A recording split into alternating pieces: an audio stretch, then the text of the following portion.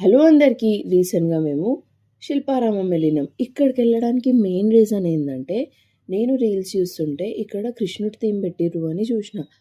పెట్టి కూడా చాలా డేస్ అయిందంట. కానీ రీల్ మనకి లేట్ వచ్చింది.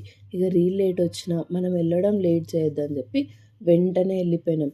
బృందావనం దాకా వెళ్ళలేని వాళ్ళు హ్యాపీగా ఇక్కడికెళ్ళి ఆయన పుట్టినప్పటి నుంచి ఆయన చేసిన ఫైట్స్, రాక్షసులను చంపడం అండ్ ఇంకా ఆయన గోవర్ధనగిరి ఎత్తి వాళ్ళందరినీ కాపాడడం అవన్నీ మంచిగా రాతి మీద చెక్కిర్రు. అండ్ ప్రశాంతం అనిపించింది. సేమ్ బృందావనంలో ఎట్లుంటుందో అట్లనే ఉండే.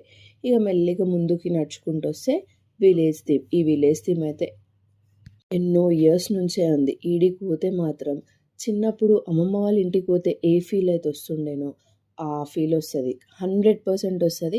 మీకు కూడా అట్లా వస్తే కమెంట్ చేయండి.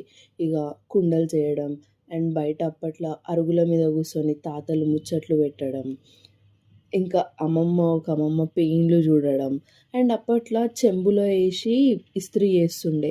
ఆ ఇస్త్రీ వేయడం, దంచడం అండ్ ఇంకా పొలాలు దున్నడం ఇవన్నీ కూడా చూపించారు. చాలా బాగా అనిపిస్తుంది.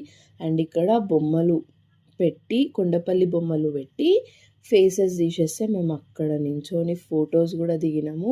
అండ్ చిన్నపిల్లలు అయితే చాలా ఎంజాయ్ చేస్తారు.